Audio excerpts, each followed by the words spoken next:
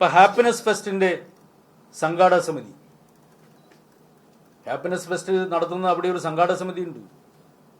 ആ സംഘാടക സമിതിയിൽ കൃത്യമായിട്ട് വരവ് ചെലവ് കണക്ക് അവതരിപ്പിക്കുന്നുണ്ട്.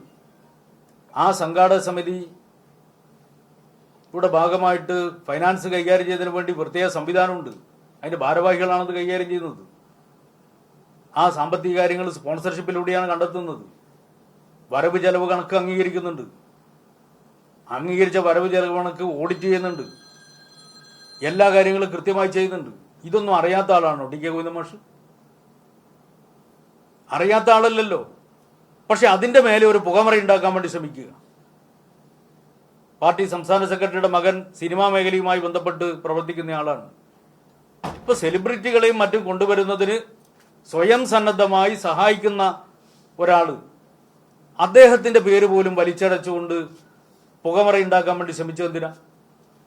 അപ്പൊ UDF ചട്ടുകമായി പ്രവർത്തിക്കുന്നതിന്റെ ഭാഗമായിട്ടല്ലേ പാർലമെന്ററി സ്ഥാനത്തിന് വേണ്ടി UDF ചർച്ച ചെയ്ത് പാർലമെന്ററി ചെളിക്കുണ്ടിൽ അകപ്പെട്ടിട്ടുള്ള ഒരു പാർട്ടി നേതാവായിട്ട് അദ്ദേഹം മാറുകയല്ലേ സംഭവിച്ചിട്ടുള്ളത്?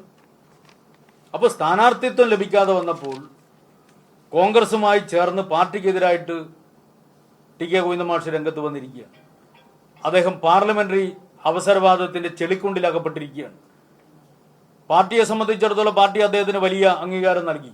ഇപ്പോൾ ഒരു കമ്മ്യൂണിസ്റ്റുകാരനെ സംബന്ധിച്ചിടത്തോളം പാർലമെന്ററി സ്ഥാനങ്ങളെക്കാൾ ഏറ്റവും വലിയ സ്ഥാനമെന്ന് പറയുന്നത് പാർട്ടി പദവികളാണ്. അദ്ദേഹത്തെ പോലെ ഒരാള് പാർട്ടിയുടെ കണ്ണൂർ ജില്ലയിലെ ഏറ്റവും പ്രധാനപ്പെട്ട ബോഡിയായിട്ട് ജില്ലാ സെക്രട്ടേറിയറ്റ് വരെ എത്തി. ഒരുപക്ഷെ അദ്ദേഹത്തെക്കാളും കഴിവുള്ള ആളുകൾ വേറെ ഇല്ലാത്തതുകൊണ്ടല്ല, പലർക്കും പല സമയത്തും അവസരം കിട്ടുകയാണ്. പാർട്ടിയുടെ ജില്ലാ സെക്രട്ടേറിയറ്റ് അംഗം വരെയായിട്ട് അദ്ദേഹം മാറി.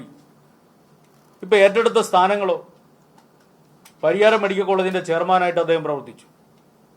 തളിപ്പറമ്പ് കാർഷിക വികസന ബാങ്കിന്റെ പ്രസിഡന്റായിട്ട് 3 തവണ പ്രവർത്തിച്ചു. കേരള ക്ലേസ് ആൻഡ് സെറാമിക്സ് അതിന്റെ MD ആയി അദ്ദേഹം തുടർച്ചയായി പ്രവർത്തിച്ചു. ചെയർമാനായിട്ട് തുടർച്ചയായിട്ട് പ്രവർത്തിച്ചു. അതുപോലെ ഹാൻഡ്വേവിന്റെ ചെയർമാനായിട്ട് ഇപ്പൊ അദ്ദേഹം പ്രവർത്തിച്ചുകൊണ്ടിരിക്കുകയാണ്. ഇതിലധികം അദ്ദേഹത്തിന് എന്താണ് വേണ്ടത്? ഇനി അദ്ദേഹത്തിന് MLA ആവണം. ഇങ്ങനെ പാർലമെന്ററി വ്യാമോഹമായിട്ട് ഒരു പാർട്ടി നേതാവ് നടക്കാൻ വേണ്ടി പാടുണ്ടോ? അങ്ങനെ നടക്കുമെന്ന് ആർക്കെങ്കിലും പ്രതീക്ഷിക്കാൻ കഴിയുമോ?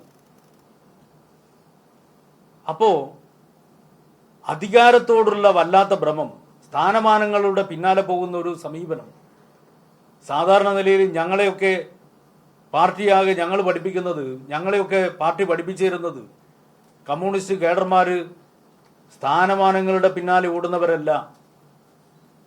കമ്മ്യൂണിസ്റ്റ് കേഡർമാർ അവരുടെ ചുമതല കൃത്യമായി നിർവഹിക്കുമ്പോൾ സ്ഥാനമാനങ്ങൾ അവരെ തേടിയെത്തുകയാണ് ചെയ്യുന്നത്. അല്ലാതെ സ്ഥാനമാനങ്ങളുടെ പിന്നാലെ ഓടിപ്പോകുന്നവർ കമ്മ്യൂണിസ്റ്റുകാരാണ് എന്ന് പറയാൻ കഴിയില്ല. ഇവിടെ സംഭവിച്ചിരിക്കുന്ന പാർലമെന്ററി അവസരവാദത്തിന്റെ ചെളിക്കുണ്ടിയിൽ അദ്ദേഹം വിട്ടിരിക്കുകയാണ്.